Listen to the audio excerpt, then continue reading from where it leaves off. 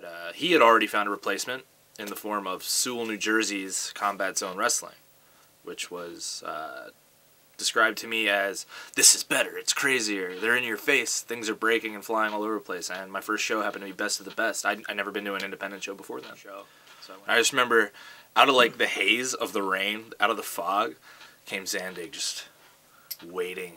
And he puts his big hand out and he's like, "Here guys, thanks." And it was just 2 tickets to the show. It made me feel a part of something special. You want to get out of training, and I remember saying I just want to be able to wrestle a good match against anybody. Promote the show. I was like a co-promoter on my first match. I remember being on the phone with Maven Bentley in art class. I had the worst art teacher in the world. So there's Z-Bar's dick with everything pierced in my high school hallway. So I just remember like a lot of the boys would come to the back and be like, "Man, but Drew's like the workhorse. He's pulling his weight there." And when the ECW guys came out at the end of the night, people were losing their minds. They were so excited. For me, it was like, all right, yeah, cool. I know these guys, cool. But I was rooting for the CCW guys. So is that you just see Zandig off in the distance, just kind of like doing this, right? Doing this. And you go, "Oh, fuck, he's gonna kill him," and then fucking. And I wish I turned around, because all I heard was. And then and I heard like a big crash, and I turned around and I was like, all right, well, we only got like 5 minutes left. Why, since you guys are the vets and we're the rookies, why don't we just start in the heat? And he goes, "What do you mean? Help the company?" But for me, in my head at the time, I was like, I want to help build CZW up. For him, that was like, this greenhorn's talking too much. And then the following month, we lost the belts. And his last words to me were, "I love you," which was very nice, but bittersweet at the same time. Like I remember just hanging from the balcony of the arena at one point. Like my brother and I would always say, like, he's the guy you'd see out front in the tinfoil hat on the rocking chair, trying to keep the radio waves out of his head. Issue with him, for me, it's a commitment issue because I'm at the school all the time training, and if you're not there working hard like I am, then like you better be doing that somewhere else. After that, John took me aside and he's like, "I thought to me, he said, I thought you were going to leave with those guys."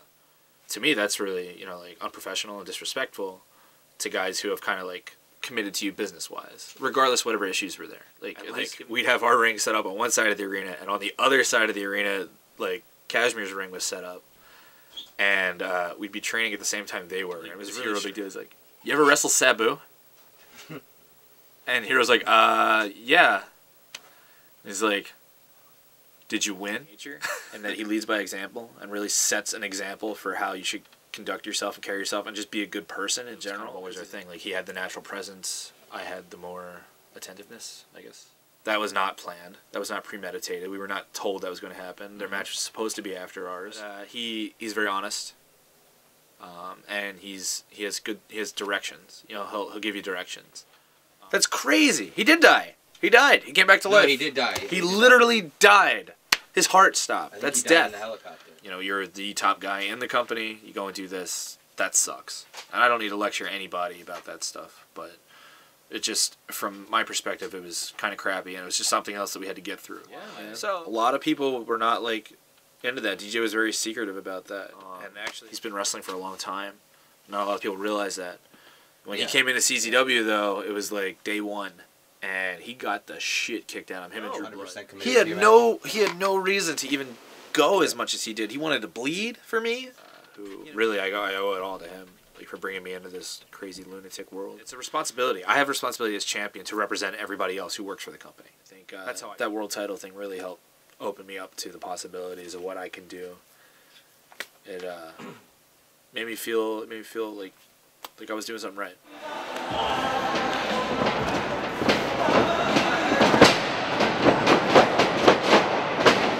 I'd go on a limb to say he's probably one of the 3 best technical wrestlers in the United States. If not, Drew showed CZW and the fans that he can do everything. He can go in. I get put in charge of a lot of things backstage. Yeah, that's sweet. Very nice. How we doing, Combat Zone? In wrestling, it's tradition to shake everybody's hand as soon as you get to the building and say hello to them. Great guy, great wrestler.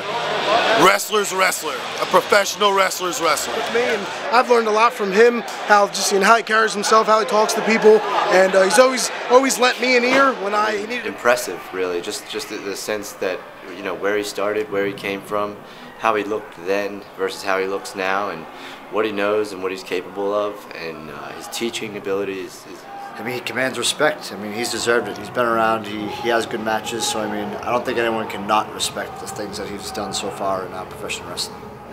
Drew always was, to me as well, like always like make sure you shake this person's hand, make sure you move out of the way when this person walks through, like little things like that, because it builds character and it shows that character carries a long way. I do. I think it's very important to, especially if you're on later in the card, to pay attention to what goes on beforehand. It's so surreal to me that like I was in the CZW crowd and it took me 8 years and now I'm the CZW World Champion. That's a crazy. The one where I'm going to pop you up for a pancake and kick you. Okay. Come back with the Shining Wizard. That's right. Because I usually grab it like this. Right. I think this will be even easier because your head's already up. I don't know. Let me see. You don't have any feet? Ready? That's hard. Yeah, we can do it. Speaking Drew Gulak, Andy Sumner, and myself would probably be considered the CZW graduating class of 2006. I think Drew Gulak is someone who doesn't sugarcoat anything and has no time for bullshit, and I respect that. That was awesome, actually. Like how you fell and locked it. I thought you actually did blow the fuck out. It's like it looked awesome. He's traveled everywhere. He works hard. He's one of the trainers at CZW Wrestling Academy currently, and he's always looking to get better. But I mean, just his matches just speak for themselves. I mean, but realistically, I mean, he's the guy that's going to take CZW to a different level and to a different place in our business.